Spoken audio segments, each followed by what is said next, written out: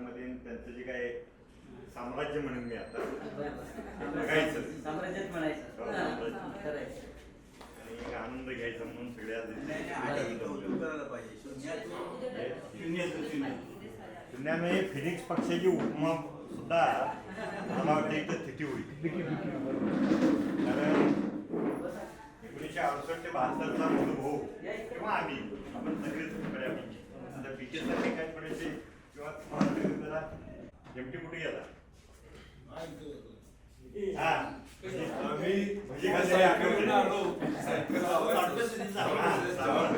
त्या बऱ्याच वर्षांनी आपल्या हॉटेलमध्ये सकाळी जेवढं शक्य आहे तेवढं काम करणं, नंतर कॉलेज अटेंड करणं आणि शनिवार रविवारी आम्ही झाडाखालचे अभ्यास करणारे बॅचमेट. तशा एका अवस्थेमध्ये तशा एका परिस्थितीमध्ये भाऊनं ही जी काय उंची गाठली ना, आता म्हणजे I don't have words to describe it. आपण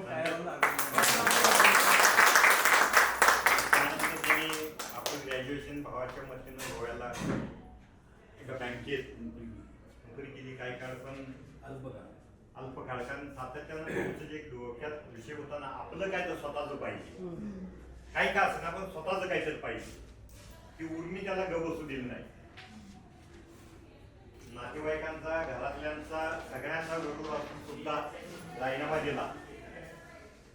आलेल्या पैशांनी डंपर घेतलं जुनं आणि या विटा भागामध्ये रस्त्याची कामं घ्यायला सुरुवात केली.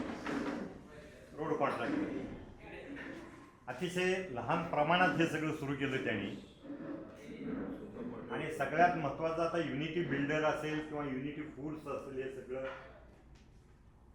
याचं एक इंद्रराव त्यांनी घोषवाक्य केलेलं आहे, एकासाठी सर्व, सर्वासाठी एक. स्लोगन आहे त्यांचं. पाच भाऊ बहिणी त्यांच्या वडिलांची दुर्दमी इच्छा होती की माझ्या मुलांना असं काही वेगळं करावं आणि दॅट शुड बी युनिक. हे ग्रामीण भागातली माणसं परिस्थितीने दिसलेली आर्थिक अडचणी, म्हणजे शिक्षण सुद्धा अतिशय कळतं. म्हणजे we were selling the same बोट म्हणून मला हे सगळं माहिती आहे. मधुभाऊ असेल किंवा मी असेल, सगळे त्या ह्याच्यामध्ये. आणि इतक्या सर ह्याच्या कठोर परिस्थितीत मधूचं त्यांच्या भावाचं शिक्षण झालं की फार अवघड, पण त्याची जी उर्मी आहे ना त्याला गप बसू देत नाही, जिद्द. आणि त्याच्या जिद्दी पुढं त्यांना त्या बँकेची नोकरी पोकरली. घरच्यांचा विरोध होता, सगळ्यांचाच विरोध होता. आणि हे रोड कॉन्ट्रॅक्टचं काम सुरुवात केलं आणि करत असताना सगळ्यांना बरोबर घेतलं. सगळ्यांना स्वतःपुरतं बघितलेलं नाही, हे सगळ्यात वैशिष्ट्य आहे. आणि त्यातनं हे युनिटी बिल्डर्स असेल, रोडवेज असेल, हे सगळं दिसायला लागले आता. आणि त्याच्यामध्ये हे करत असताना कुटुंबातल्या प्रत्येक सदस्याला एक एक युनिट घेऊन त्याची जबाबदारी त्याच्यावर सोपवून, आता जी सो कॉल्ड आत्मनिर्भरची भाषा वापरली जाते ती त्याने 80-81 साली वास्तवात आणली होती. आणि म्हणून या पश्चिम महाराष्ट्रात असेल किंवा संपूर्ण महाराष्ट्रात एका रोडवरून माझ्या लक्षात आलं होतं की अत्यंत नावाजलेली अशी एक संस्था आहे. कारण त्या चिपळूण रस्त्याचं, चिपळूण खेड नाही का, तिथल्या सीईने, चीफ इंजिनियरने जाणीवपूर्वक सावंत यांना तिथं बोलावून सांगितलं या रोडचं काम तुम्हीच करायचं. कारण ते एका शेड्यूल पिरियडमध्ये तेवढ्या कालावधीमध्ये ते त्यांना पूर्ण करायचं. आणि इतका सुंदर रस्ता तयार केला आहे की त्या सीईने, चीफ इंजिनियरने सगळीकडे यांच्या कामाचं कौतुक तर केलंच केलं, दाखले दिले इतरांना किंवा बघा यांच्या पद्धतीनं करा, असं काम करा. आणि त्यामुळे गव्हर्नमेंटकडनं सुद्धा आहे ना, वास्तविक त्या ठेकेदारीमध्ये मगजमारी असते सगळी, मला का तुला, आणि पर्सेंटेज वरिष्ठ ते तर आहे सगळ्या गोष्टी ते करतात.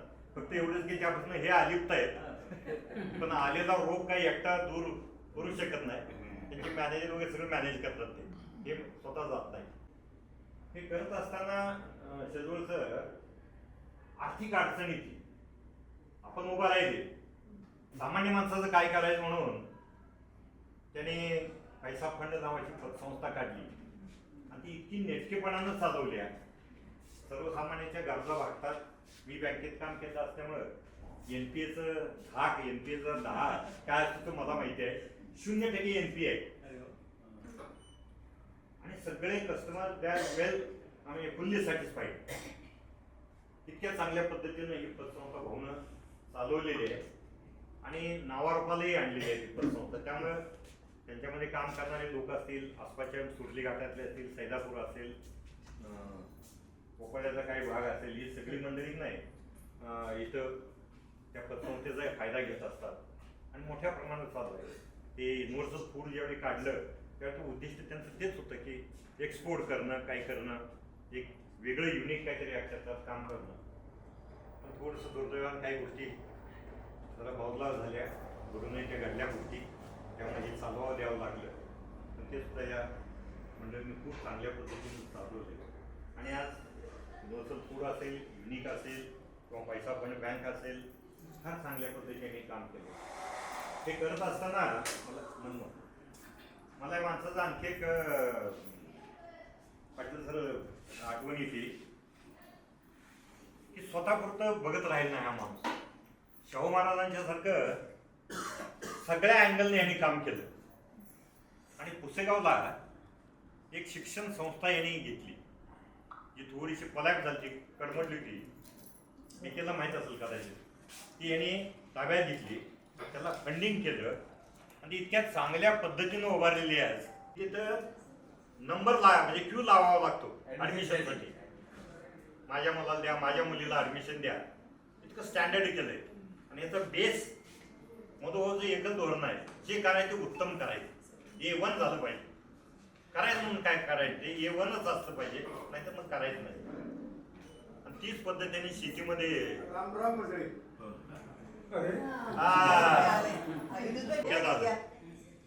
आणि त्यांनी सेंद्रिय पद्धतीची शेती करायला सुरलीमध्ये, म्हणजे इथे त्यांचा क्रशर होता, सगळंच पूर्वी होते. एक 6 एकर शेती आहे ती डेव्हलप केलेली आहे. त्याच्यामध्ये सगळी संपूर्ण शेती सेंद्रिय शेती, ज्वारी आहे, गहू आहे, फळझाडं आहेत आणि स्वतः ते सगळं ते वापरतात. तुमच्या आमच्यासारखे मित्रमंडळी पाहुणे आले तर वहिनी एखादं बोचकं, एखादं काय तर पिशवी ते आमच्या शेतात घेऊन देतात. त्या अन्नपूर्णाच आहे, देतात त्या. म्हणजे समाजाला सुद्धा आपण खाऊ घालताना चांगलं घालावं, तो समाज निरोगी राहायला पाहिजे. या रासायनिक खतामुळे असेल किंवा या औषधं असतील, याच्यामुळे आमच्या तब्येतीची आपण वाट लावून घेतली, काय फार एक्सप्लेन करायची गरज नाहीये. पण भाऊन या सगळ्या याच्यात एखादा काजवा चमकावा असं नाही, आपण थोडं करूया म्हणून त्याने सेंद्रिय पद्धतीची शेती करून ती सुद्धा अतिशय चांगल्या पद्धतीनं डेव्हलप तर केलेलीच आहे. पण तुमच्या आमच्यासारख्या बऱ्याच लोकांना खाऊ घालतो, त्यामुळे आसपासच्या परिसरात एक चांगलं वातावरण आहे. आणखी एक गोष्ट मला भाऊची पट्टी म्हणण्यापेक्षा हावली म्हणेन. तुम्ही आम्ही शिकल्या सोबरलेली माणसं, कुणी नोकऱ्या केल्या, कुणी उद्योगधंदे केले, कुणी व्यापार केला, अर्थार्जन केलं, पोट भरलं, ज्यादा कमवलं, कमी कमवलं, पण आपलं रुटीन चालू राहिलं. पण हे करत असताना डॉक्टर बाबासाहेब आंबेडकरांचं जे वाक्य आहे, पे बॅक टू सोसायटी, ज्या सोसायटीतनं आम्ही आलो त्या समाजात आम्ही काहीतरी देणं लागतो. म्हणून भाऊंचं जे मूळ गाव आहे हिंगणगाव खोल, या गावामध्ये मला वाटतं 2016-17च्या दरम्यान नाही का भाऊ, 1 कोटी रुपये स्वतःच्या खिशातनं खर्च केले. आणि भाऊसाहेबांनी तिथं ग्रंथालय सुरू केलंय, जिम सुरू केलंय. गावातले सगळे रस्ते शासनाची मदत न घेता डांबरीकरण, खडीकरण केले. खेडेगावात आम्ही राहत होतो, आमची बरीचशी मंडळी आता नोकरीला बाहेर गेली, शेतात काय राहायला गेली, घरं पडलेली. ते विद्रुप स्वरूप स्वतःचा JCB डंपर लावून त्यांच्या घरमालकाच्या परवानगीनं तो मालमा सगळा गोळा केला आणि त्यांनी सांगितलं निवटा. एवढं गाव चकाचक केले, इथं बघायला मिळेल आपल्याला. हे फार मोठं आहे. तुम्ही आम्ही पैसे मिळवले, आता आपल्यातही काही लोकांनी हे काम केलं असेल, मला माहिती नाही, केलं असेल आपल्यातल्या काही लोकांनी. पण ही एक जाणीव या भाऊच्या मनामध्ये होती की मला जास्त भावली आणि तिथं मला गाडगे बाबा यांच्यात दिसला. गाडगे बाबा काही अंशी करू नको मी फार म्हणजे उपमा देत नाही, काही अंशी म्हणेल तिथं मला एक गाडगे बाबा दिसले. उगीच फुकाची लेक्चर आम्ही लेक्चर देत फिरतो काय काय ठिकाणी, ती फुकाची लेक्चर देण्यापेक्षा जे काय आहे ते आचरणात आणावं आणि थोडं का असताना ते करून दाखवावं, या भूमिकेतनं भाऊनं ते गाव इतकं चकाचक केलेलं आहे की तिथं आज तुम्हाला सगळीकडे दिसेल की स्वच्छ पुरस्कार मिळाला. हा पुरस्कार तर मिळालाच मिळाला. आणि याचं सगळं वास्तव्य एजीएम कॉलेजच्या बॅक साईडला आहे. त्यावेळेचे दिवंगत आपले आताचे पत्रकार कदम साहेब एका कार्यक्रमात पवार तुम्ही ऐकलं असेल होते इथं, भाऊलाही बोलवलेलं होतं. रयत शिक्षण संस्थेला भाऊनी 11 लाख रुपयाची देणगी त्यावेळी दिली होती. त्याचा उल्लेख का करतोय मी?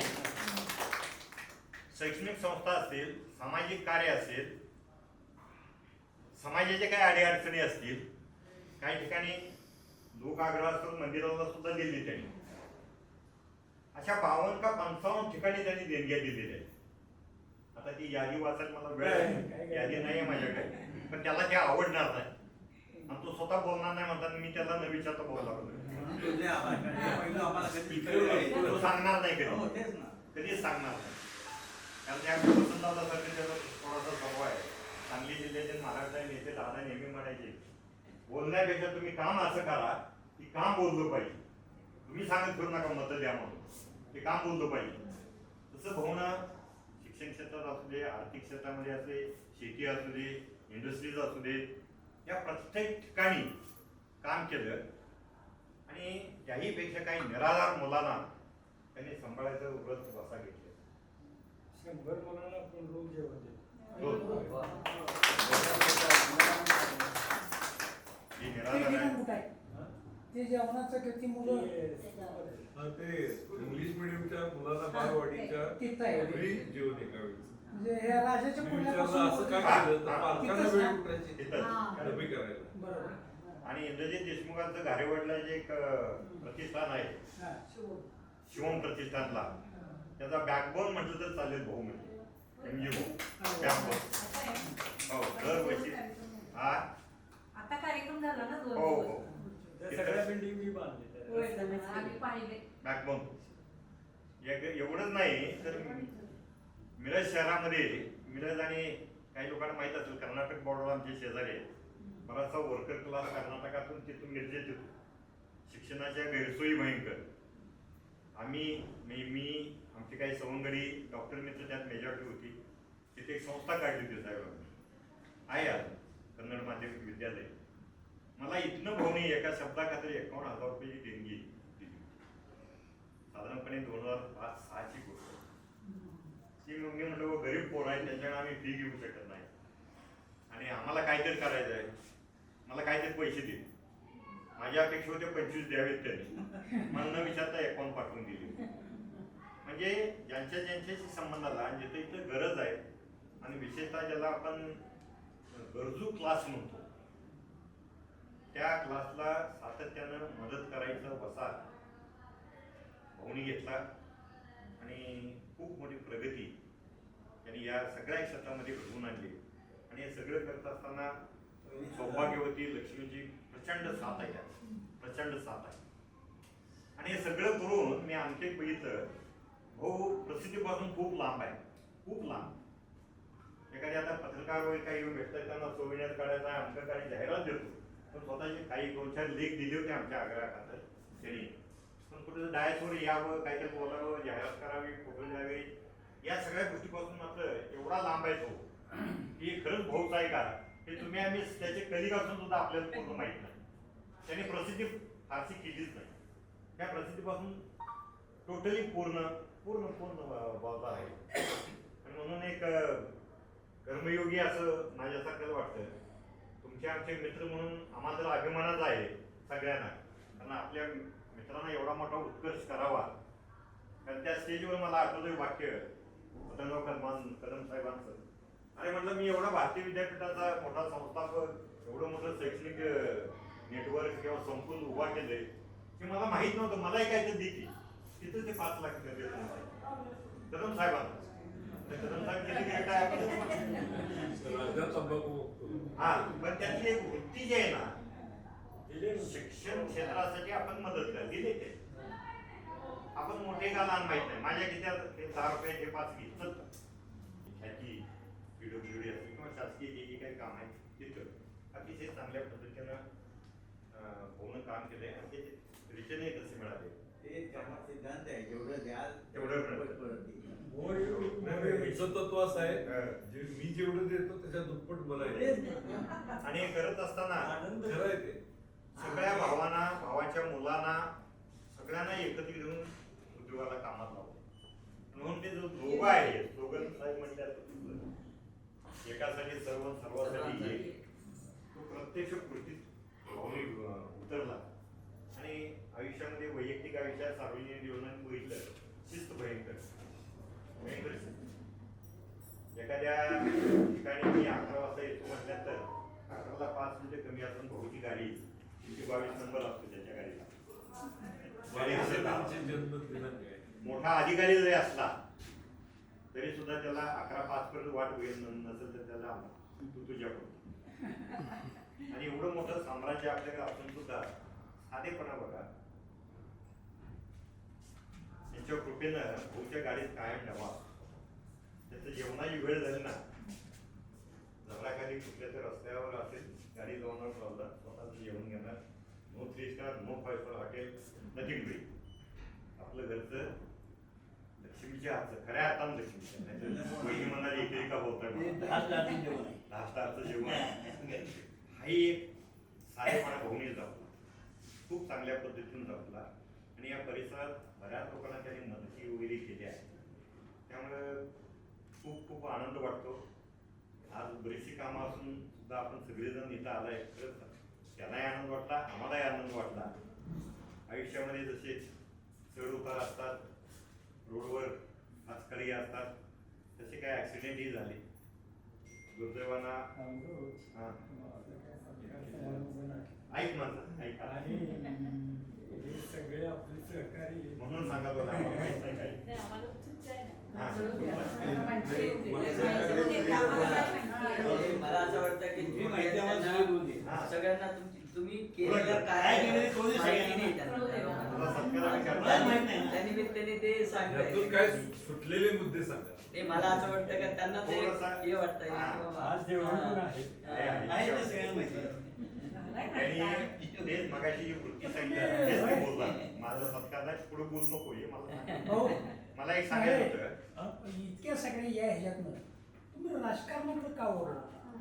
म्हणजे आता आपण बारकाईनं बघतो बरं का, थोडंसं काम केलं, थोडे पैसे आले की पंचायत समितीला उभं राहा, जिल्हा परिषदेला उभं राहा, असतंच काहीतरी लोकांना. नाही, त्यापासून ते कसं आहे, राजकारणाचं हे वेड असतं, ते यांना ते वेड असतं, ते त्याकडे जातो. यांना ते वेड नाही, यांना उद्योगधंदे वाढवायचे वेळ आहे, सामाजिक कार्य करण्याचं आहे, शैक्षणिक कार्य करण्याचे वेळ आहे. त्यामुळे ते तिकडे राजकारणाकडे गेले नाही. सगळं खोटं सरळ आहे. असतं. बरोबर. याच्यामध्ये आपण दोन शिवाय फरक भांडणाला आहे. राहून गेलो. नाही हो, खूप चांगलं नाही आहे. नाही, याच्यामध्ये 2 फरक आहे. मी तुम्हाला काय सांगतो. भाऊ? हा. त्या मध आणि साखर मधला फरक आहे. आपल्या नशिब आहे. मध आणि साखर मधला फरक आहे. मध जे आहे ना, हा. मध खाऊन बघा आणि साखर खाऊन बघा. बरोबर. भाऊ जे मध आहे, साखर नाहीये. बरोबर. बरोबर आहे. त्याच्यामध्ये ते हे नाही झालं त्याच्यात. या सगळ्या फुलोऱ्यात किंवा नंदनवनामध्ये मगाशी मी जसा उल्लेख केला, अपघात आयुष्यात असतातच. भाऊच्या वाट्याला एक अपघात आला. यांचे मोठे चिरंजीव राहुल अत्यंत ब्रिलियंट माणूस, काही पुस्तकं लिहिली. त्यांची अध्यात्मावर मास्टरी होती. म्हणजे मी अवॉइड करायचा प्रयत्न केला होता, पण सांगणं गरजेचं आहे म्हणून. आणि पास हवे ऑन टाइम. अकाली त्यांचा मृत्यू झाला. भाऊ असेल, त्यांचं कुटुंब असेल, वहिनी असतील, माझ्यासाठी त्यांची. मला असं वाटतं आपण श्रद्धांजली करायला कोणी 2 मिनिटं नाही, नाही. नाही. मी 2च पुस्तकं आता वर लायब्ररीत गेलो होतो, 2च पुस्तकं चाळली नुसतं. It is beyond imagination. आपण सर्वसामान्य माणूस त्या लेवलचा विचार करू शकतो. कारण मी जस्ट लेखकाची आणि त्या सुनील सावंत या दोघांची हे वाचली. ट्रिमेंडस. म्हणजे असा माणूस म्हणजे अध्यात्म त्यांनी पहिल्यांदा ते छापलं होतं, परत मराठीकरण त्यांनी परत केलं. सुनील सावंत लिहिलं. मग खूपच म्हणजे कळतच नाही काय. त्या पुस्तकाची हिस्ट्री अशी आहे की एकाच महिन्यात ते लिहिलं बी आणि छापून पण आलं. काय म्हणजे कल्पनाच नाही. तो एक setback, सुनील सावंतनी ट्रान्सलेशन पण चांगलं केलं. मोठा सेटबॅक बसला. परंतु त्या धक्क्यातनं सुद्धा भाऊ सावरले आणि परत आहे त्या स्पीडनं ती गाडी त्यांनी रोळावर आणली आणि त्याच गतीनं त्यांनी पुढे नेलेली आहे. धाकटे चिरंजीव येतील त्या जे सगळा व्यवसाय करतात या सगळ्या क्षेत्रामध्ये मार्गदर्शनाची भूमिका भाऊ इथं आपल्या इथं कार्यालयामध्ये आहे. पैसा पण जिथं आपण ओळख तिथेही आहे, तिथे या सगळ्यांना मार्गदर्शन करत असतात आणि या सगळ्या संस्था व्यवस्थित कशा चालतील त्याचा एक रात्रंदिवस ध्यास असतो मात्र त्यांचा. ॲक्युरेट, व्यवस्थित आणि सिस्टमॅटिक चाललं पाहिजे. म्हणजे ब्रिटिश सरकारचं आपण कौतुक करतो, जसं आमचं सांगलीचा इथेही काही गोष्ट झाली असली आयर्न पूल 2015ला 100 वर्ष पूर्ण झाली म्हणून त्याचं पत्र आलं होतं. तसं भाऊच्या डोक्यात असते. इतकं परफेक्ट काम, इतकं व्यवस्थित. मी बांधलेला रोड असू दे किंवा बांधलेली बिल्डिंग असू दे, ती व्यवस्थितच झाली पाहिजे. आणि लोकांनी 50 वर्षांनी सुद्धा म्हटलं पाहिजे उणीवा. प्रॉफिटपेक्षा या गोष्टीकडे त्यांनी लक्ष दिलं. कारण क्वालिटी मेंटेन फार चांगल्या पद्धतीनं मेंटेन केलेली आहे. आम्ही स्वतःला भाग्यशाली समजून की भाऊसारखा मित्र आपल्याला सहकारी मिळाला, त्या ग्रुपमध्ये आहे. आज त्यांनी आपली सर्वांची आठवण ठेवून इथं पाचारण केलं आपल्याला. आणि एवढं मोठं होऊन सुद्धा त्यांनी आपल्या ग्रुपला दूर केलं नाही. ग्रुपवर जवळ ठेवली. Down to earth. आणि सर्वात मन स्वच्छ असल्यामुळं ते कायम पांढरे कोणी घालतात. स्वच्छ आहे. कारण त्याचं मन स्वच्छ आहे. अतिशय बरोबर आहे ना? मन स्वच्छ आहे, त्यामुळे कपडे असणार. कायम पांढरे कुठे असतात. एनर्जी येते ती कपडे. सायकॉलॉजिकल ते आहे. आणि हे 22 मे 25ला नाही का 75 पूर्ण झाली. रेग्युलर योगा आपल्या कामात असल्यामुळे अजूनही ठणठणीत fit and fine. Fit and fine. व्याधी कुठली नाहीये. 2-3 प्रसंग आले, सर्जरी आमचं तुमचं सगळं झाले, पण त्यातून ते ओव्हरकम बाहेर आणि प्रत्येक गोष्टीला मी बघितलं, अरे त्याला काय होतंय, विल कम आउट, त्यातून बाहेर पडू. हा जो एक कॉन्फिडन्स आहे. हा पॉझिटिव्ह थिंकिंगमुळे आता मला तो बऱ्याच वेळा फोनवर शिवाय घालतो, कारण आम्ही निगेटिव्ह रडगाला आम्ही सांगितलं आणि रडगाण्याची आम्हाला सवय लागलेली. तो म्हणला अरे हे रडायचं बंद करतो एकदा. त्याचं माझं पॉझिटिव्ह थिंकिंग असतं सगळं प्रत्येक गोष्टीमध्ये. खूप चांगलं काम. आणि त्याच्यामुळे जे बॉडी क्लॉक आहे ना, हो. ते रिवाइज होतं. 120 वर्षापर्यंत आयुष्य लागतं. 100% लागतं. बहुसारख्या माणसाचं तर काय नक्कीच. अवघड नाहीये. त्यांची जिम जाऊन बघा म्हणजे तुमच्या लक्षात येईल. हा तुम्ही पाहिली काही तुमचे मी तो असं गोष्टी सर्व असतो. हो. लायब्ररीत जाऊन आता नाही ते चांगलं. आता तिथलं रेसिडेन्स किंवा तिथला परिसर बघा ना. भावांच्यासाठी एकदम ती 2.5 एकरच्या जागा घेऊन 5 बंगले बांधणं. आणि आम्ही आता शेतकरी कुटुंबातले आमच्या वाट्याचं सोडून भावाचंही कसं एकरभर अशा परिस्थितीत त्यांनी सगळ्यांना ते करून देणं. पहिला प्रेफरन्स भावांच्या घरात आणि शेवटी दुसरे बाकीचे आपण बघतोय की आपलं पहिल्यांदा बांधायचं नाही. हे आता सुद्धा आता बांधलं त्यांनी, नाही त्यात नवीन बांधलं त्यांनी. सगळे भावांनी सगळे पूर्ण केलं. ठीक आहे, मी थोडक्यात सांगतो. माझं नाव अशोक कुलकर्णी. सगळ्यांना नमस्कार. शिवजयंतीला वगैरे आपण जातो, ऑफिसमध्ये वगैरे कार्यक्रम वगैरे करतात. इथलं ते एवढ्या लोकांना जवळपास 600-700 कुटुंब इकडे चालतात. ते भवनचा कपेरी सगळ्यांना व्यवस्थित. इकडं कसं की इंटिरियल भाग आहे, त्याच्यामुळे खेड्यापाड असल्यामुळे लोकांना नोकरी उद्योग जसं ते म्हटले जेवणचं वगैरे शेती केंद्रातून आता तर पाणी आले पाहिजे, पाणीसुद्धा नव्हते. जवळपास मी 2015 पासून एक कंपनी काम करतोय, ते वनमाडचा वगैरे. या कंपनी टेक्स्टाईल फाईन नावाची कंपनी, ती भारताचा भात पूर्ण एक्सपोर्ट करतो. भारतात कुठली नाही आहे. फक्त एक आहे की ती वॉलमार्ट नावाने तुमच्या मुलाला वगैरे माहिती असेल, USA, UK, रशिया या कंट्रीमध्ये आपल्या सगळ्या मटेरियल जातात. फूड, तयार फूड आहे, काही नॉन फूड आहे, त्याच्या कुकिंग रेडी टू ईट पण आहे. रेडी टू ईट मध्ये तुम्ही घरी जाऊन नुसतं गरम करायचं आणि खायचं. एक बाकीचं प्रोडक्ट्स आहे ती तुम्ही नेमकं करू शकता. नाही देणार आहे मी सगळं पॅक केलेलं आहे तुम्हाला. नाही तुम्ही दाखवणार आहे, मी तुम्हाला देतोय, जाऊन टेस्ट करा. कसं की आपण ते भारताप्रमाणे बनवल्यामुळे तुम्हाला कसं पर्यंत आवडेल, कसं आपण कसं गरम बनवायचे, गरम खायचे, आपली सवय पण वेगळं आहे. त्यांच्यासाठी आपण बनवलंय. जवळपास 2 ते 2.5 वर्ष आपलं प्रोडक्ट राहतं सेफ. आता तुम्ही घरचा भात रात्री बनवल्या सकाळी घालून तर खराब होऊन जातं. हे 2-2.5 वर्ष काहीच होत नाही. या प्रक्रियेने आपण केलं आणि नॅचरल 100% नॅचरल असते. काही याच्यामध्ये केमिकल नाही, काही नाही. त्याच्यामुळे आता सरचं पण माहिती येतात कधी कधी, म्हणजे खूप कमी येतात. भेट होतो बाहेर आणि मंदिराजवळ बसलेले असतात, ते पण आम्ही बघतो घरी असताना. कधी फॅक्टरीत येणं जाणं तसं काही नाही. बाहेरून फक्त हे असतात. कोऑपरेशन खूप महत्वाचं असतो. याने म्हटलं नावच त्यांनी ठेवलेलं युनिटी म्हणजे कसं आहे, बंद आहे, बरोबर आहे काही.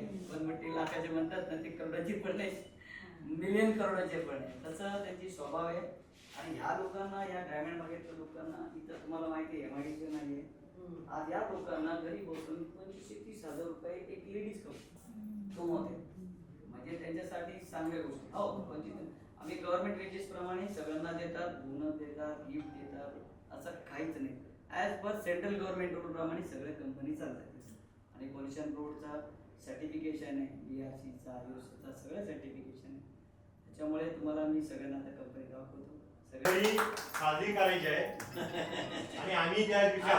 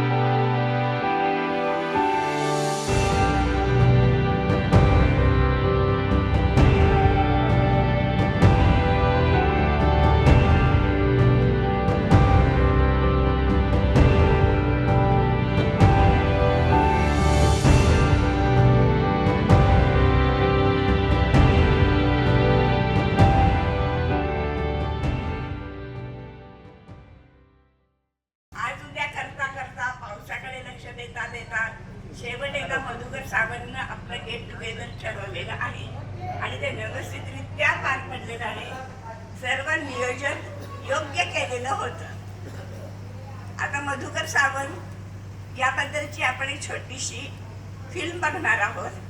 त्याच्या आधी MT थोरात मधुकर सावंत बद्दल 4 शब्द बोलतील. सकाळपासून कामाला सुरुवात चांगली झाली, आपल्या मित्रांच्या संगतीत चांगला वेळ गेला. पण एका मित्राची आठवण आपण काढायला पाहिजे आणि ती म्हणजे प्रताप पवारला आपण श्रद्धांजली वाहूया. अर्थात हे आपलं नुसतं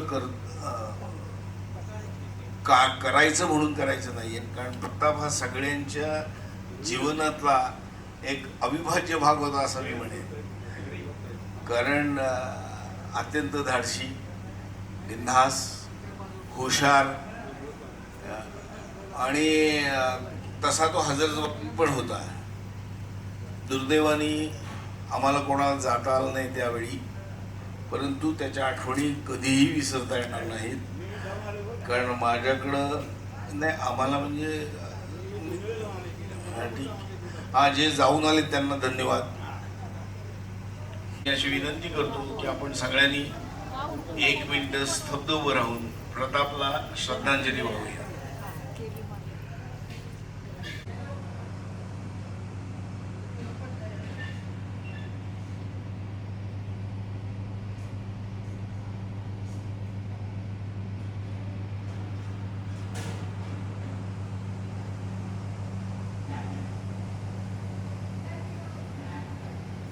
ओम शांती शांती शांती.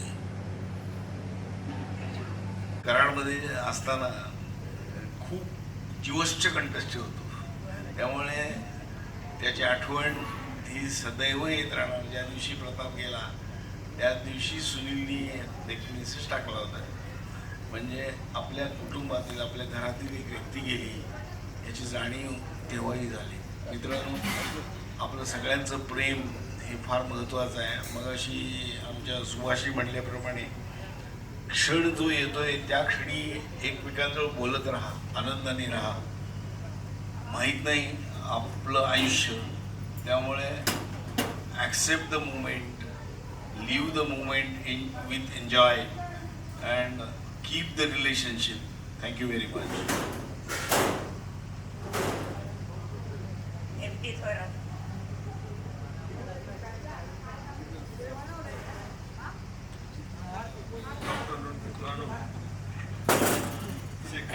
प्रतापच्या आठवणीनं उजाळा देऊन माझ्याही काही त्याच्याविषयीच्या भावना हिंदोळल्या. जेव्हा प्रथम त्याला आजार डिटेक्ट झाला त्यावेळेला आम्ही उमरसकर सुरेशरावांची गाडी भेटायला 7-8 जण गेलो. की म्हणजे प्रतापचे दिवस किती असतील, काय असतील. तर त्यानं पण छान एक जोक मारला. यसाच्या गेट टुगेदरच्या वेळेला तो अर्धा कुटुंब त्याला तो बोलत असताना विनोद एक केला. तो म्हणला, बरेचसे मित्र मला कॅन्सर झाल्यामुळं भेटायला येतात, पण बघता बघता त्यातले 2-3 गेले. म्हणून मी त्यांना सगळ्यांना सांगितलं की बाबा मला बघायला येत जाऊ नका. आणि विशेष म्हणजे मी टाइम टू टाइम त्याला नेहमी फोन करायचो. मी परीक्षेला HM एक्झामिनर आलो की आम्ही गप्पा मारत असायचा. मला तो बऱ्याच वेळा म्हणायचा, चल की रे काशेगावला जमीन घे, स्वस्त मिळते, आम्ही घेतोय. मी म्हणायचो, नको रे, माझी एवढी काही ताकद नाही. म्हणला, तुझं नाव मारू दे, तसं तुझ्या शेपटात किती ताकद आहे तुला माहित नाही. म्हणला, ते रावणाची लंका जाळली ताकद आहे, पण तू तुझं एक्सपोज होत नाही. तर असो, माझ्यातर्फे पण प्रतापला श्रद्धांजली आमच्या उमरस गँगतर्फे. आणि ते बरेचसे श्रेय आम्हाला ठेवायचं काम सुरेशराव करतात, त्यांना धन्यवाद द्यावे तेवढे थोडेच. आता मधुभाऊंच्या विषयी बोलायचं म्हणजे पुष्कळ होतं. म्हणजे एक बेल वाजवावी लागेल, कारण मी प्राध्यापक होतो. 2 टोलच्या मध्ये टोलवाट पूर्वी करण्यात आम्ही एक्सपर्ट असतो. तर बेल मारल्याशिवाय थांबत नाही. जसं सुरू होतं तसं काय करणार नाही, ओव्हर करणार नाही. तर नको.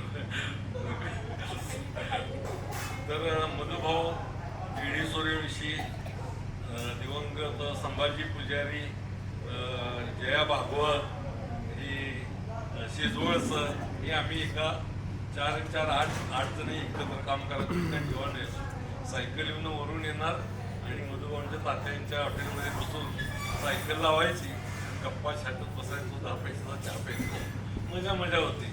आणि मधुभाऊचे कष्टाचे दिवस मी त्यांना एकदा विचारलं. मध्यंतरी मी गेल्या वर्षी येऊन गेलो होतो. आपल्या पोस्टवर मी त्यांचं वर्णन थोडक्यात टाकलं होतं.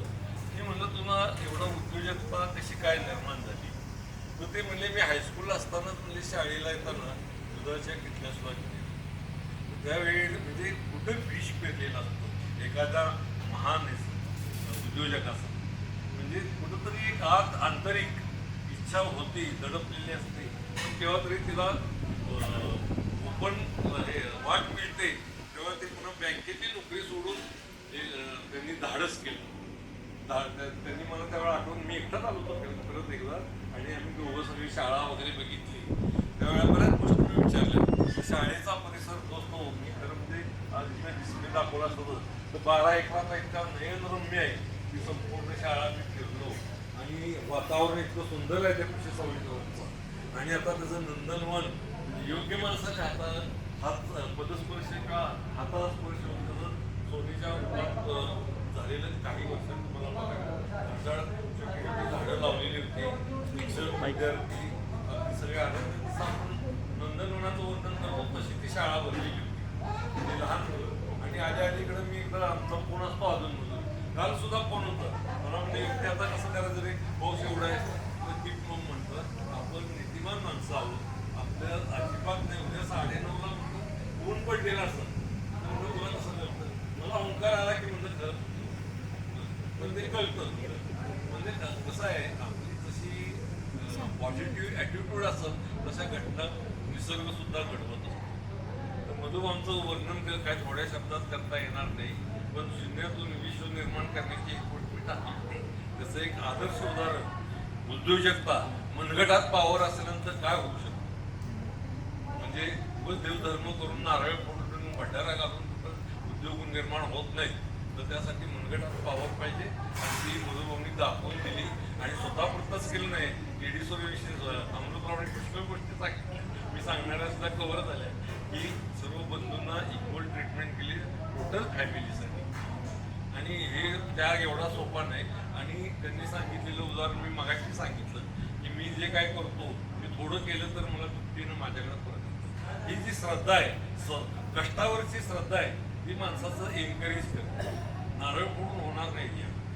तर त्यांच्याविषयी बोलवलं एवढं थोडंच आहे.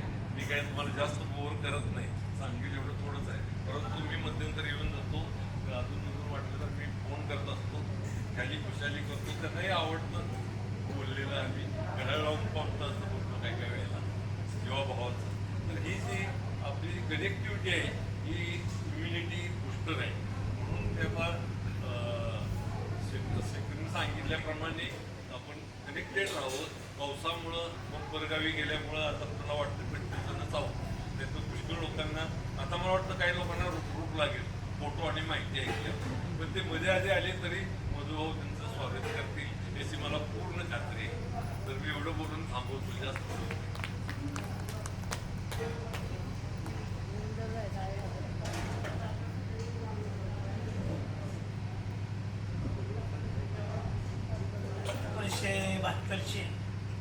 आपले सगळे मित्र कंपनी आज या ठिकाणी मध्ये 2 वर्षांमध्ये मागच्या आम्ही काही गेट टुगेदरला हजर राहू शकलो नव्हतो.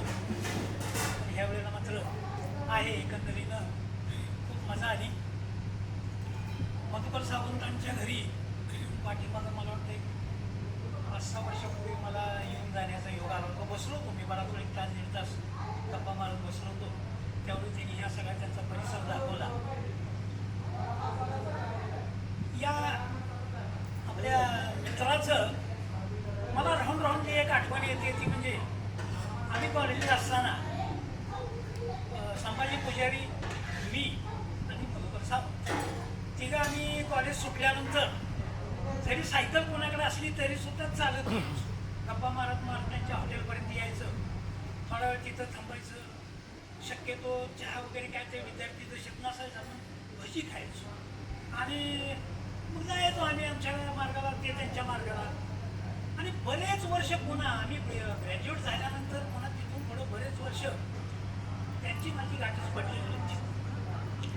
गेट टुगेदरला गाठ पडायच्या अगोदर मला संभाजी पुजारी एकदा म्हणला की अरे म्हणले आपला एक मित्र कराडमध्ये बिल्डर आहे.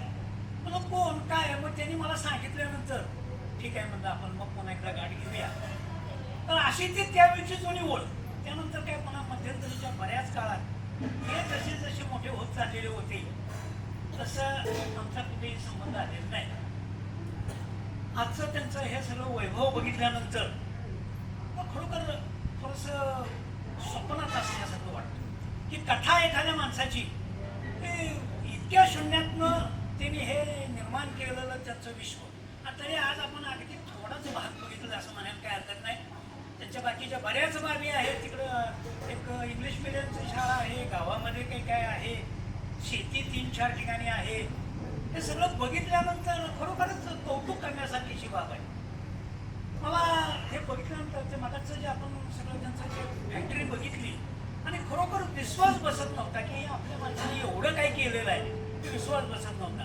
आणि माझ्या मनामध्ये एक विचार असा चमकून गेला पहिली की या माणसाचं जीवन चरित्र लिहिण्यासारखं आहे. मला असं वाटलं की मला थोडीशी त्यांच्याकडून माहिती घेत तुमच्या या सगळ्या ह्याची माहिती घेऊन आहे त्यांच्याकडे म्हटले मला कोणीतरी सांगितलं म्हणजे त्यांनी काय आपली माहिती लिहून ठेवलेली आहे ही बघून थोडंसं त्यांच्याशी चर्चा करून खरोखर एक चरित्रात्मक पुस्तक लिहिण्यासारखे त्यांचं कार्य आहे. आणि तेवढं ते मला वाटतंय त्यांनी जर त्यांच्या कुटुंबियांनी जर मनात घेतलं तर करायला काय हरकत नाही. मीच त्याच्यामध्ये ही करेन ते सगळं करून देईन, काय हरकत नाही.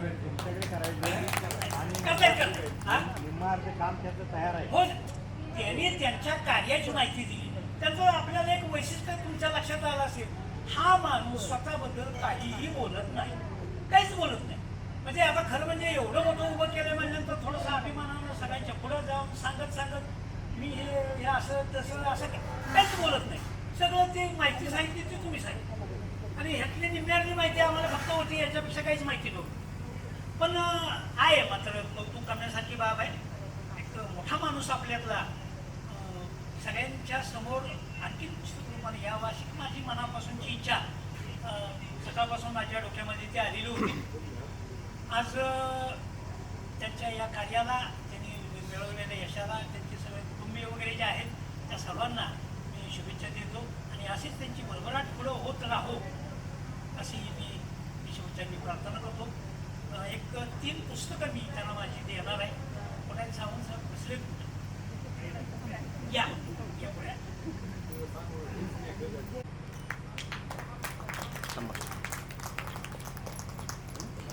अगदी सहज भाग 1, अगदी सहज भाग 2. सहज अगदी सहज मी माहितीसाठी फक्त कल्पून देतो. आपल्या मनामध्ये अनेक प्रश्न निर्माण होतात आणि त्याची उत्तरं थोडासा विचार करायला आपल्याला मिळतात. असे छोटे भाग याच्यामध्ये आहेत. आणि प्रेमस्वरूप आई संबंधीच्या अनेक आठवणी, काही चांगली उत्तम कविता, अशा प्रकारची अलीकडची ही 3 पुस्तकं आहेत. बघा वाचून आहे, तुम्हाला आवड आहे मला माहीत आहे वाचण्याची. फिल्मच्या रूपामध्ये इकडे बघणार आहोत तर सगळ्यांनी आता डॉक्युमेंटरी फिल्मकडे लक्ष द्यावे ही माझी विनंती आहे. वाट्याला येणाऱ्या परिस्थितीशी 2 हात करून त्यातून कौशल्याने मार्ग काढणाऱ्या व्यावसायिकाची, खेड्यातून शहराकडे झेपावणाऱ्या व्यक्तीची, मधमाशी तसा मधाचा एक कण वेचून मधाचं अख्खं पोळं सजवते तसा शिक्षणाचा कण कण वेचून व्यावसायिक म्हणून नावारूपाला आलेल्या मधुकराची. हिंगणगाव खुर्द, तालुका कडेगाव, जिल्हा सांगली इथं 22 मे 1950 रोजी मधुकर सावंत यांचा जन्म झाला. घरची हालाखीची स्थिती, 7 भाऊ 1 बहीण, आई वडील. मधुकरचं इयत्ता 3री पर्यंतचं शिक्षण हिंगणगावमध्ये आणि इयत्ता 4थी ते 6वी पर्यंतचं शिक्षण तडसरच्या जिल्हा परिषदेच्या शाळेत झालं. तडसरच्या तात्यारावजी विद्यालयात 11वी फर्स्ट क्लास मध्ये उत्तीर्ण झाला. त्यानंतर कराडच्या Yashwantrao Chavan college of science मध्ये असताना शिक्षणाविषयी कमालीची ओढ असल्यानं न्यू कॅनॉर हॉटेलमध्ये दिवसा काम आणि रात्री अभ्यास असा कष्टमय दिनक्रम. अर्थात यामुळेच मधुकर सावंत यांनी रसायनशास्त्रात PSc ही पदवी मिळवली.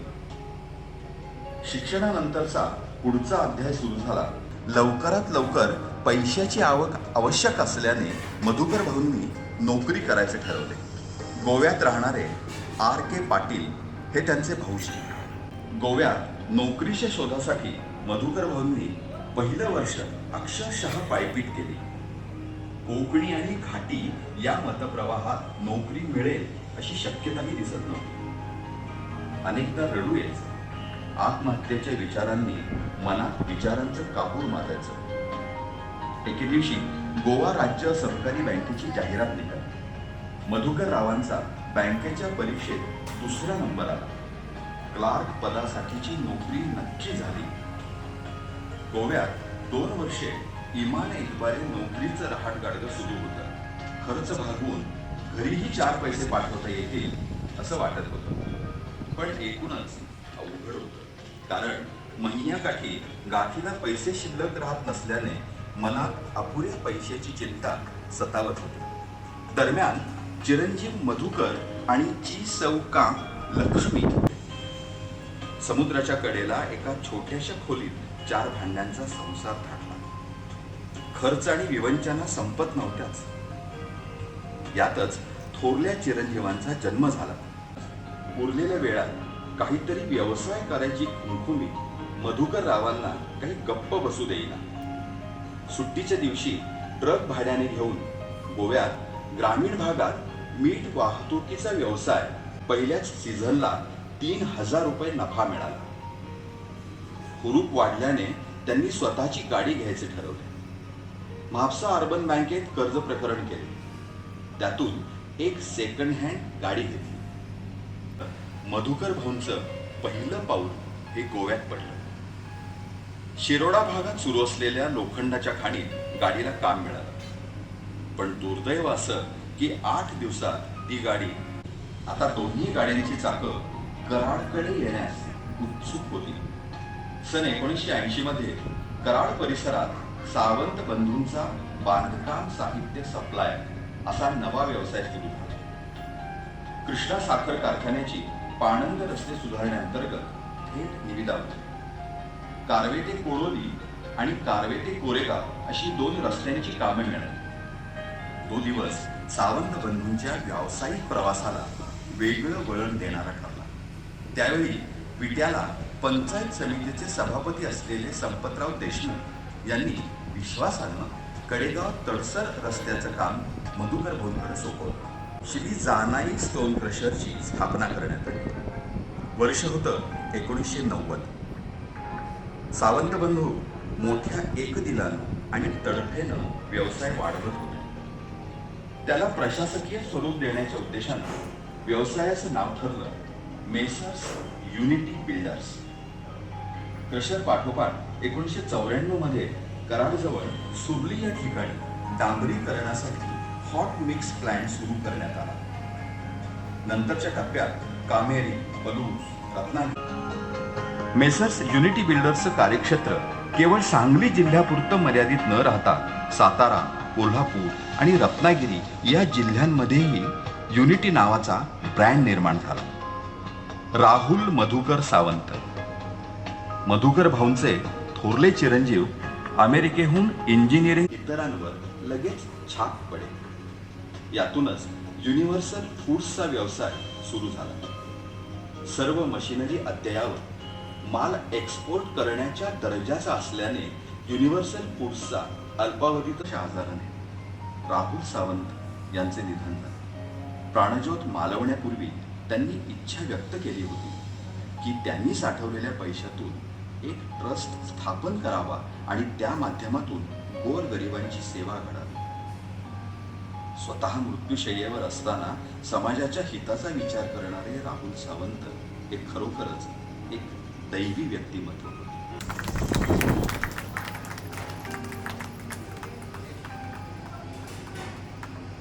नमस्कार.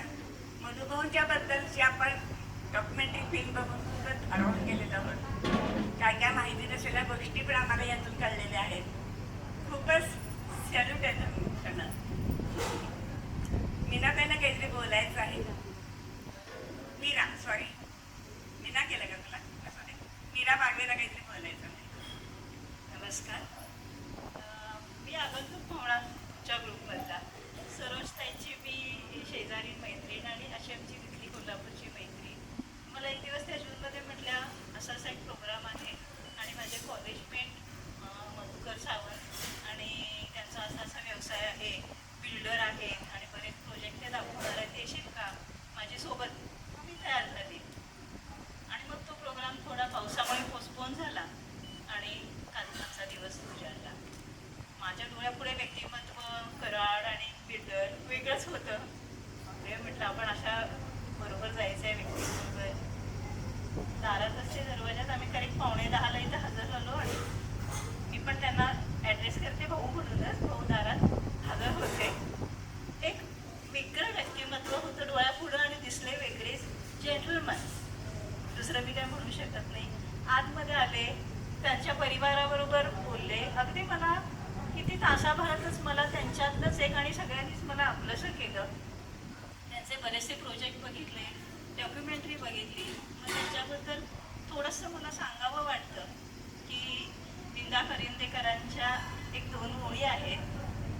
असे जगावे जीवनामध्ये, असे जगावे जीवनामध्ये आव्हानांचे लावून अत्तर. असे जगावे जीवनामध्ये आव्हानांचे लावून अत्तर. नजरेमध्ये नजर रोखुनी त्या आव्हानांना द्यावे उत्तर. असंच उत्तर देत आव्हानांना ते आजपर्यंत इथं आलेले आहेत.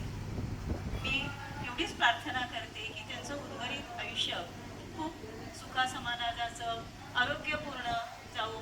महिनीने तर मला खूप खूप काय म्हणायचं, आजचा माझा निवृत्तीमधला जो दिवस आहे तो घरच्यासारखा दिला. धन्यवाद तुम्हा सगळ्यांना पुन्हा. गेलेले सर्व 1972चे विद्यार्थी आणि हे सावंत फॅमिली. वास्तविक सावंत यांची आणि माझी ओळख ही जुनी आहे, पण सावंत काय आहेत हे मला आत्ता कळलं. तर 15-20 वर्षापूर्वी माझ्या मामांच्या मुलांना त्यांच्या भावाची मुलगी दिलेली आणि त्यांनी पंकज हॉटेलमध्ये एवढं सुंदर लग्न करून दिलं होतं.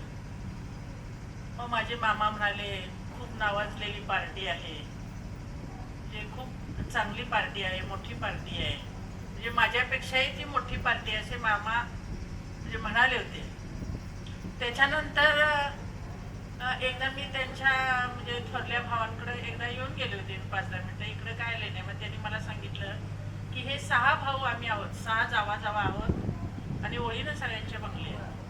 मग मलाही फारसा वेळ नव्हता, एवढंच बोलणं झालं आणि मी गेले. त्याच्यानंतर गेट टुगेदरला मॅडम भेटल्या आणि मग तेव्हा विषय निघाला असा तसा.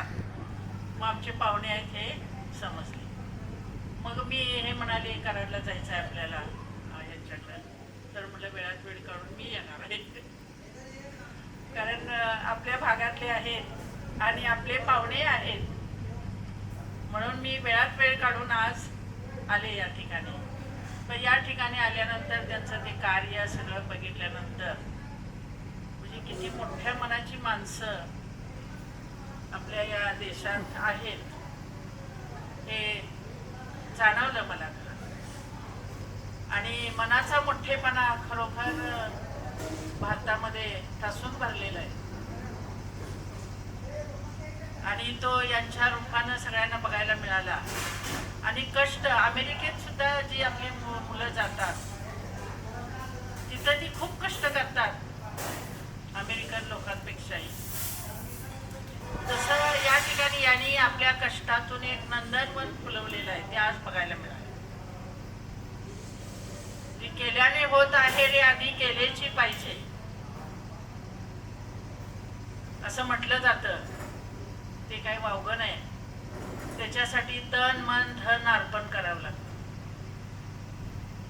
एवढा परिसर फुललेला आहे, त्याच्यामागे कष्ट आहे, ध्यास आहे आणि तो त्याने या ठिकाणी आपल्याला दाखवून दिलेला आहे.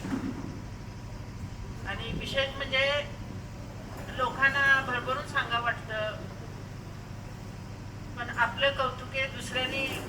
वेगळंच असतं हे त्यांच्यावरून मला आज लक्षात आलेलं आहे.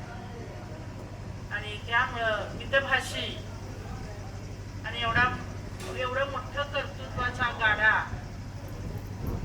प्रत्यक्षात पाहिल्यावर मलाही म्हणजे माझं मन भरून आलं. हे कसं केलं असेल, काय केलं असेल, किती कष्ट, किती माणसं राबतात. एखादी माझी छोटीशी एक गार्डन आहे, त्यासाठी मला किती पाणी घाला, औषध मारा, हे करा, पण एवढा मोठा परिसर त्याने इतका सुंदर फुलवलेला आहे. त्याबद्दल मी त्यांना खरोखर धन्यवाद देते. आणि असे अनेक माणसं आपल्यातली तयार झाली पाहिजे आणि त्यांचा आदर्श घेतला पाहिजे. एवढं बोलून मी माझे 2 शब्द संपवते आणि त्यांच्या कुटुंबाला खूप खूप शुभेच्छा. आणि त्यांची 75वी साजरी झाली, याच्यानंतर 100वी साजरी करायला आपण सगळेजण येऊया अशी अपेक्षा व्यक्त करून माझे 2 शब्द संपवते. खरंच खूप धन्यवाद इथं आल्याबद्दल.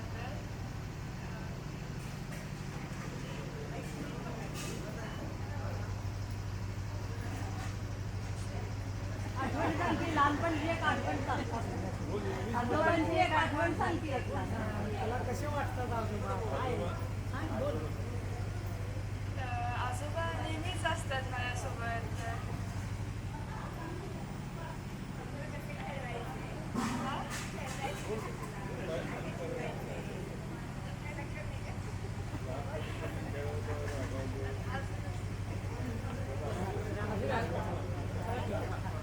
चांगली वक्त आहे.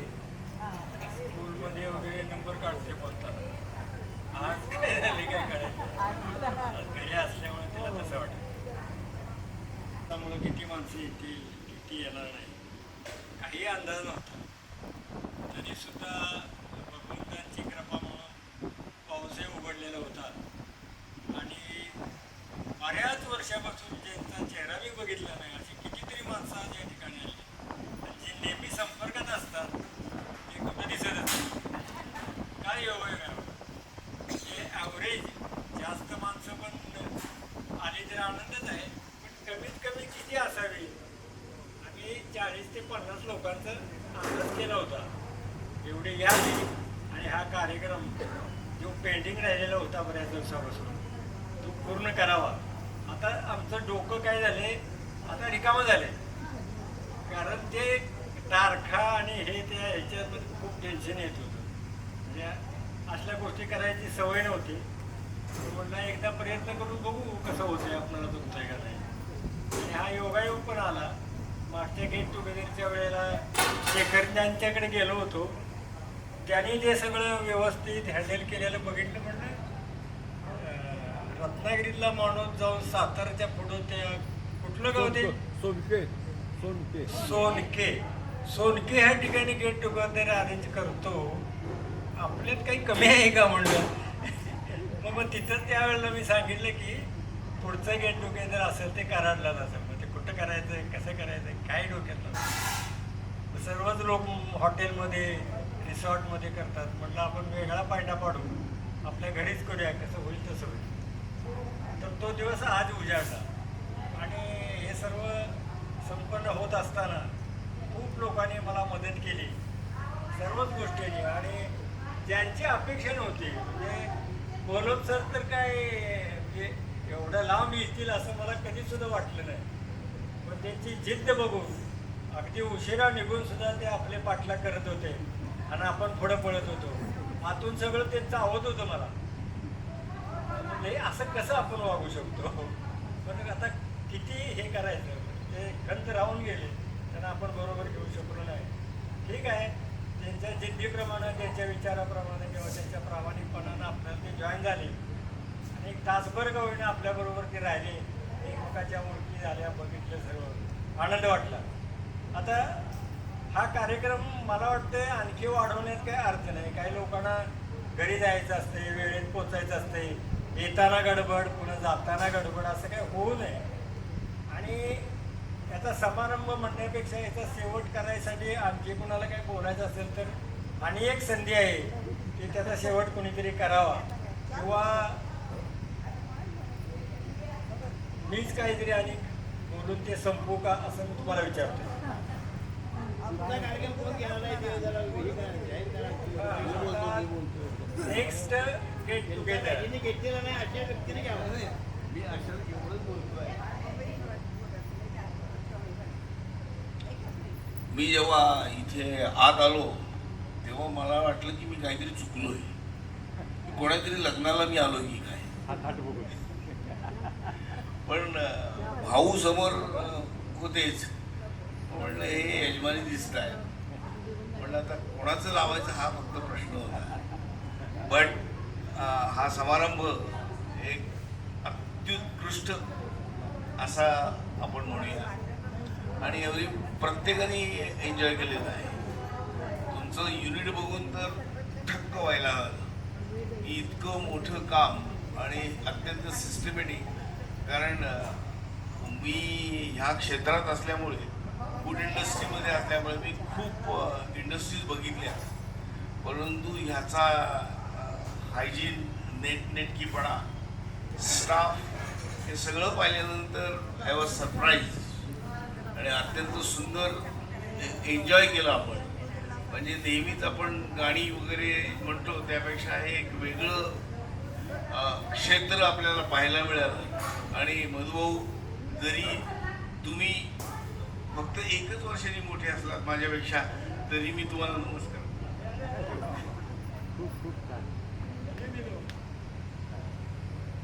हो, मी आभार मानतो. मी आभार मानतो. एक शेवटची गिफ्ट द्यायची आहे. शेवटची म्हणजे आजच्या दिवसातली शेवटची गिफ्ट.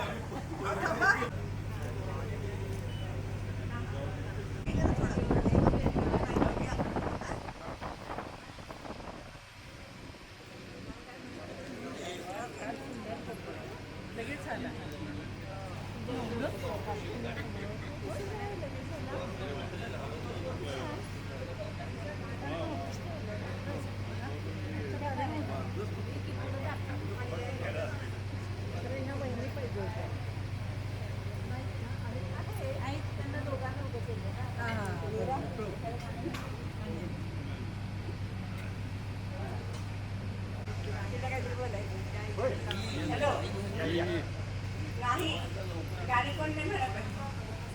नाही म्हणत आता, विचारलं मी त्याला.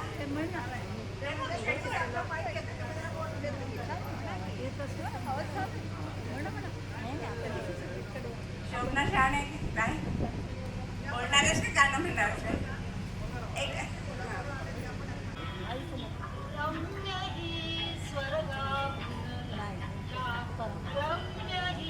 स्वर्गाहून लंका तिच्या कीर्तीच्या सागर लहरी, तिच्या कीर्तीच्या सागर लहरी नादविती डंका.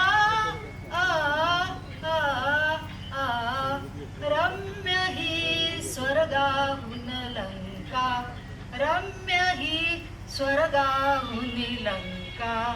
आ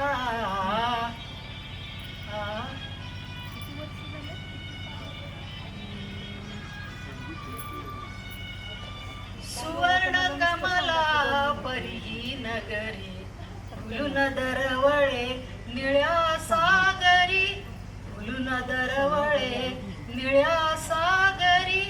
त्या कमलावर चंद्र निज करे, त्या कमलावर चंद्र निज करे. करीतो अभिषेका, रम्य ही स्वर्गाहून लंका, रम्य ही स्वर्गाहून लंका.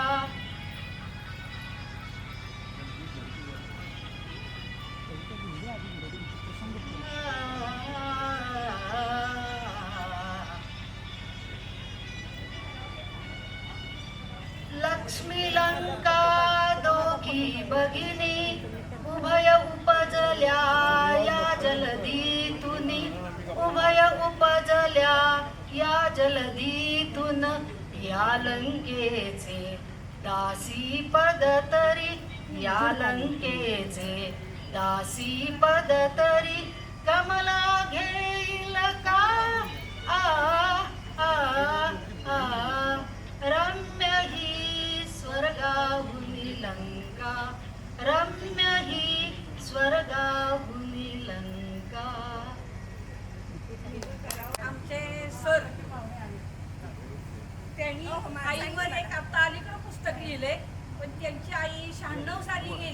जवळजवळ 27 वर्ष झाली आणि त्याचा हा प्रसंग सगळा आत्ता ह्या आई कवितेत आहे आणि मी ती कविता वाचन करते.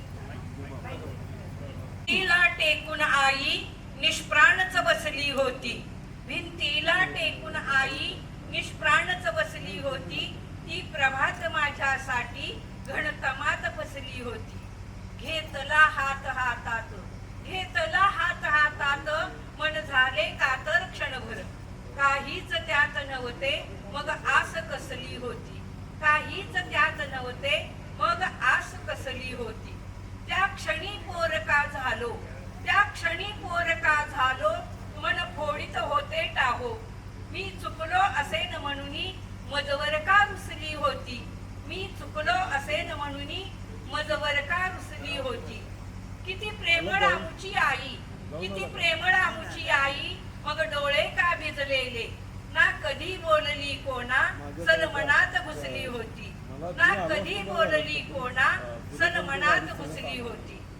आई खरी हुशार, आई खरी हुशार, ती संस्काराची शाळा, अन कौतुक होता आमुचे ती सुखात हसली होती, अन कौतुक होता आमुचे ती सुखात हसली होती.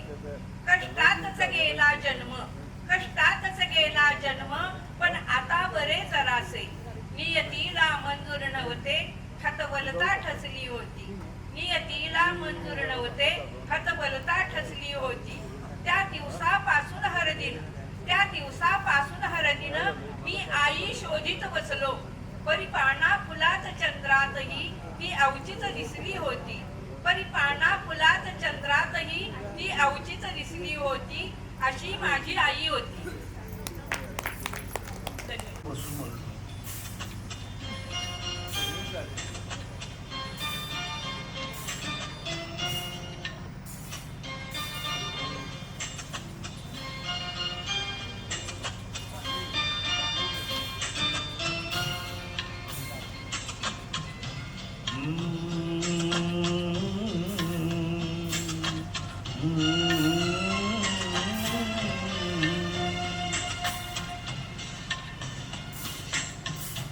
होठों से छू लो तुम मेरा कीता अमर कर लो, होठों से छू लो तुम मेरा कीता अमर कर लो. बन जाओ गीत मेरे, मेरी कीता अमर कर लो.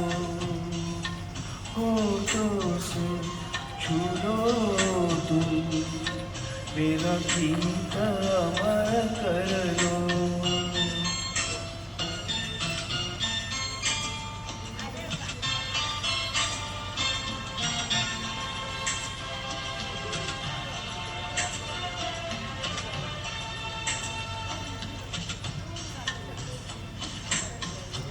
ना उम्र की सीमा हो, ना जन्म का हो बंधन, ना उम्र की सीमा हो, ना जन्म का हो बंधन. जब प्यार करे कोई तो देखे केवल मन, ऐ रीत चला के तुम ये रीत अमर कर दो, ऐ रीत चला के तुम ये रीत अमर कर दो.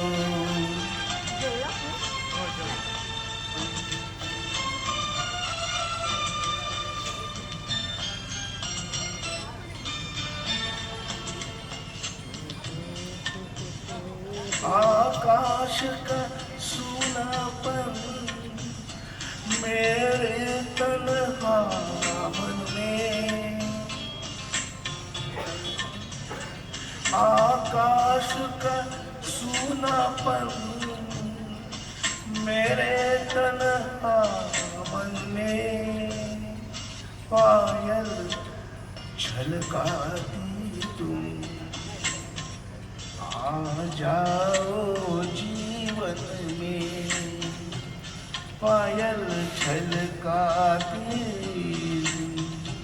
आ जाओ जीवन में होठों पे छू लो तुम मेरा गीत अमर कर लो होठों पे छू लो तुम मेरा गीत अमर कर लो.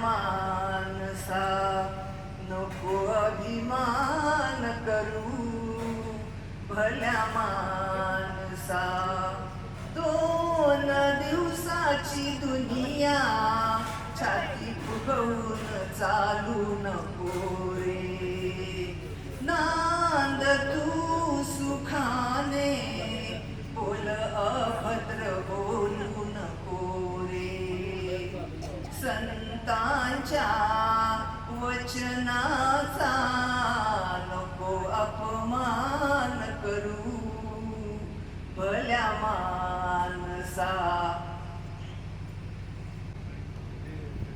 ही तुझी धन दौलत बंगला गाडीनी ही तुझी धन दौलत शेतीवाडी बंगला गाडी राहील सर्व येथे तुझ्या आवडीची मोटार गाडी धनलौकी नसलेल्या गरिबांना दान करू भल्या माणसा देहाचा पिंजरा झाला जुना जन्म मिळेना पुन्हा पुन्हा नको अभिमान करू भल्या माणसा नको अभिमान करू भल्या माणसा आज हा जो गेट टुगेदरचा कार्यक्रम केला आपण सर्वांनी म्हणजे सावंत कुटुंबियांनी त्याबद्दल सावंत कुटुंबियांनी आणि त्यांच्या सहकार्याने अप्रतिम हो हा कार्यक्रम तुझा झाला कारण नेहमीच्या कार्यपद्धती तसंच ते संयोजन जेवण सुद्धा इतकं छान होतं की मला आज काय वहिनी एक आठवड्यावर पत्त्या असून तो ना नॉनव्हेज सोडायचा काही मोह झाला नाही खाल्लंच आम्ही ते इतक्या चांगल्या पद्धतीनं आपण सगळं आदातित केलं पाहुणचार केला त्याबद्दल खूप खूप आनंद आपणा सर्वांचे धन्यवाद आणि इतके आभार मानायचे थोडकंच आहे आणि सुतेजा तुम्हाला एक सांगायचं आहे की अशा प्रकारची गेट टुगेदर मी थोडंसं कमी अटेंड करतो काही व्यवधान आहे काही अनेक काही गोष्टी आहेत पण हे आजकाल आपल्या वयामध्ये किंवा विशेषतः समाजामध्ये आजूबाजूला जे काय वातावरण आहे त्यामुळे दिवसेंदिवस समाजाचं जे मानसिक आरोग्य बिघडत चाललंय ते मानसिक आरोग्य विदाऊट एनी मेडिसिन दुरुस्त करायचं काम हे आजचे कार्यक्रम करतात आणि असे कार्यक्रम वारंवार व्हावेत असं मला वाटतं नाही नक्की येईन आता इथून पुढं कारण आतापर्यंत गैरहजर राहिल्याची खंत वाटते मला आज थोडीशी अपराधीपणाचीही भावना वाटते परंतु आजच्या ह्या कार्यक्रमानं खरंच एक चांगलं वातावरण निर्माण झालं आजचा दिवस कसा गेला हे कळलं नाही आणि मला खाद्य एक आठवड्याभर तरी ती ऊर्जा चांगली राहील आमच्या मनामध्ये लेखक भेटले राजकारणी भेटले चव्हाण गेले का उद्योगपती भेटले सगळे जुने मित्र भेटले आणि 1968 ते 72चा सगळा माहोल आज डोळ्यासमोर मधुभावनी उभा केला याबद्दल तुम्हाला पुन्हा एकदा धन्यवाद देतो आणि असं बोला वाटतं की BSc केमिस्ट्री घेतलेला एक विद्यार्थी एखाद्या सिव्हिल इंजिनियरपेक्षा मग तो SE असेल CM असेल त्याच्यापेक्षा उत्कृष्ट काम करू शकतो म्हणून मला इतिहासाची अश्विनी आठवण येते छत्रपती शिवाजी महाराजांच्या कार्यकाळामध्ये हे किल्ल्याचं बांधकाम जे चालायचं त्याचा उत्कृष्ट किल्ला म्हणजे रायगड आणि रायगडाचं काम केलं ते हिरोजी इंदलकर मगाशी इंद्रजीत देशमुखांचा जो उल्लेख केला ते इंद्रजीत देशमुख त्या हिरोजी इंदलकरांना म्हणतात की महाराष्ट्राचे चीफ इंजिनियर आणि भाऊ आज असं वाटलं तुम्ही जरी केमिस्ट्री घेऊन डिग्री मिळवली असली तर त्याही पेक्षा BE सिव्हिल पेक्षा काम चांगलं तुम्ही आज इथं उभा केलेलं आहे आणि ते करत असताना इंजिनिअरिंग तर केलंच चांगलं तुम्ही ते पण सोशल इंजिनिअरिंग सुद्धा आपल्या कामाच्या माध्यमातून जे तुम्ही तयार केलं मगाशी मी ज्या गोष्टीचा उल्लेख केला इंडस्ट्री असेल शिक्षण असेल व्यवसाय असेल आर्थिक बाजू असतील आणि शिक्षण असतील याच्यातनं जे सोशल इंजिनिअरिंग तुम्ही साधलंय ना हे अप्रतिम आहे आणि ज्यावेळी आपला आता एक नियोजित कार्यक्रम आहे पुढे अजून मला वाटतं, नाही का वहिनी? 75 पूर्ण केल्यानंतर जो राहिलेला आहे तो पुढे करायचं का अजून नाही आहे? कारण पुस्तक तुला वगैरे करायचं आम्ही ठरवलेलं होतं. कारण भाऊ एवढ्या या धबाडग्यातनं सुद्धा वाचन खूप आहे. त्यांची लायब्ररी तुम्ही किती लोकांनी पाहिली मला माहीत नाही. दुर्लीच्या केबिनमध्ये किंवा इथं सुद्धा पुस्तकं खूप आहेत. वाचनाचं वेळ आहे भाऊना, तर ते तुला आम्ही करायचं ठरवलं होतं. भाऊ आपणाला उदंड आयुष्य मिळो. आपल्या आनंदात आम्हाला या सहभाग होता आलं आणि आमचा सर्वांचा आनंद द्विगुणित झाला. वेगवेगळ्या ठिकाणाहून आपण सर्वजण आवर्जून इथं उपस्थित राहिला. आपल्या सर्वांची सावंत कुटुंबीच्या वतीनं आणि ग्रुप लीडर तुमचाही थोडासा अधिकार सुनावून घेतो. सगळ्या ग्रुपतर्फे आपणा सर्वांना मी धन्यवाद देतो, आभार मानतो. आणि मला वाटतं कार्यक्रम संपला असं जाहीर करायला हरकत नाही ना? हा, निसर्गाचं तर आमचे ज्योतिषाचार्य एम चितोरांनी कालच सांगितलं, आज काही पाऊस होणार नाही. अशा काही शक्ती असतात आपल्याला मदत करत असतात, त्याच्या भाऊंचा विश्वास आहे चांगला. धन्यवाद. जय जिजाऊ, जय शिवराय.